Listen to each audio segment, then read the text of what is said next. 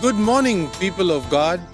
This is Christopher Arulanand, and I welcome you to my daily devotion titled Fresh Bread. My devotion today is from Daniel chapter 2, about the dream King Nebuchadnezzar had. He wanted to test his staff working under him with the dream he had, not that he had already forgotten it. His advisors included magicians, sorcerers, Chaldeans, or occultists. His court was filled with these paganistic puppets rooted in demonic stuff. Yet, when they were asked to reveal and interpret the dream, they failed. Nebuchadnezzar was so furious that he commanded to kill all the wise men of Babylon, which sadly included even Daniel and his friends. However, Daniel handled the situation with the wisdom of God and entreated God's mercies to know the dream and its interpretation in order to save their lives. The God of Israel, who is our God, was faithful to his servant Daniel and laid out before him the blueprint of the kingdoms of the world to eternity. Daniel went on to explain the dream to the king by confessing that only the God of heaven could reveal mysteries and not any other pagan sources.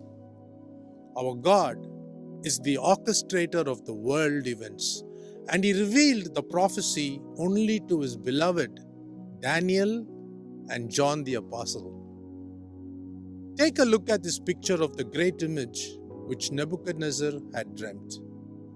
Daniel explained that the head of gold is the Babylonian kingdom under which he was a captive.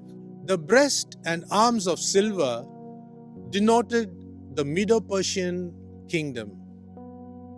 The belly and thighs of bronze was the Grecian kingdom, and we have studied in our school about how young Alexander the Great conquered the nations.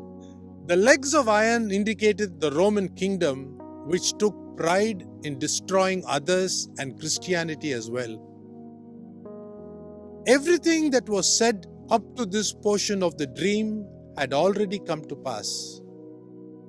What is history to us today was the future timeline for Daniel then.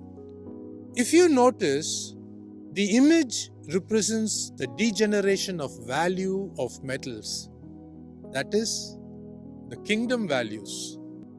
The main part that still remains as a future for us is the feet and toes, partly made of iron and partly made of clay.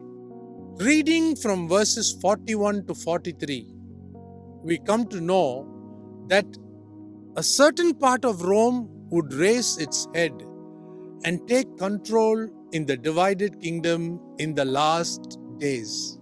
I'm talking about the end of the end times. The Bible says that this would be a mixed kingdom of iron and clay.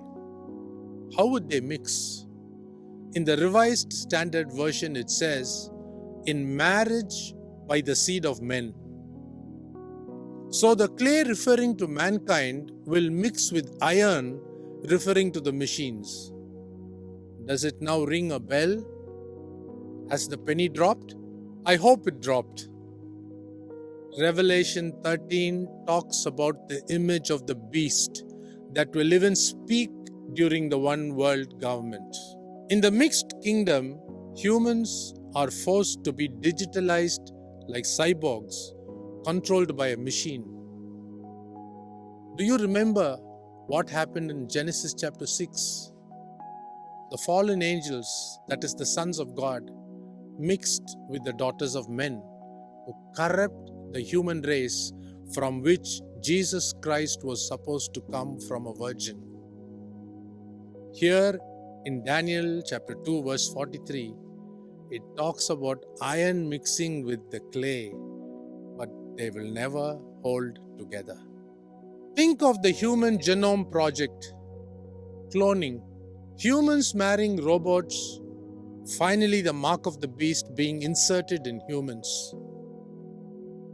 When creation tries to take the place of our Creator, and mankind is flagship creation trying to procreate with machines and being controlled by them, God's wrath is poured.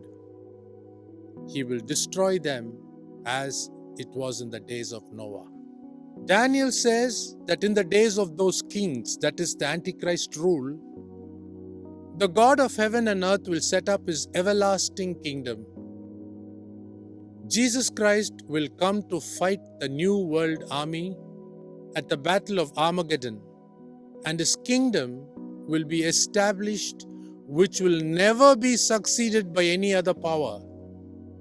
Let me read Daniel chapter 2, verse 44 and close.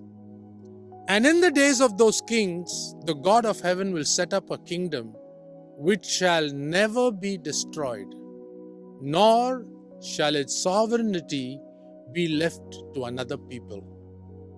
What an awesome God who revealed all this to Daniel in the ages past, and how accurate his prophecies are.